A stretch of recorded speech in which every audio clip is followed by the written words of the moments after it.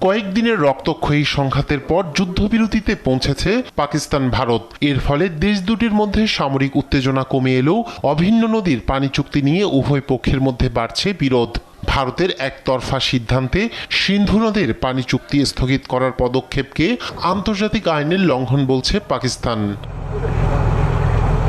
এই আবহে শনিবার Pakistan institute of international affairs আয়োজিত পাকিস্তান ভারত সংঘাত বিষয়ক এক আলোচনায় তুলে ধরা হয় কৌশলগত সম্ভাবনার কথা। সেমিনারে পাকিস্তানের পক্ষে বলা হয়, ভারত যদি পাকিস্তানের দিকে প্রবাহিত নদীর পানি আটকে দেয় তাহলে ব্রহ্মপুত্র নদে ভারতের পানি সরবরাহ বন্ধ করে দিতে পারে চীন।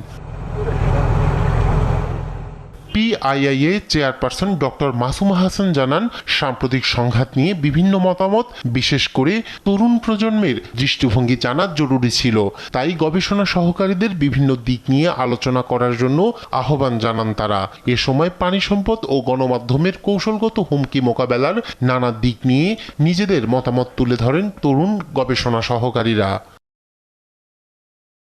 ডক্টর মাসুমা গেল এক মাসের ঘটনাবলী তুলে ধরে স্মরণ করিয়ে দেন কিভাবে ভারত কোনো বিশ্বাসযোগ্য প্রমাণ ছাড়াই 22 এপ্রিলের পেহেলগাম হামলার জন্য পাকিস্তানকে দায়ী করেছিল, যা ছিল ভারতের গোয়েন্দা ব্যর্থতা। ভারত 1960 সালের সিন্ধু পানি চুক্তি স্থগিত করে, ফলশ্রুতিতে পাকিস্তান 1972 সালের সিমলা চুক্তি স্থগিত করে বলেও জানান তিনি।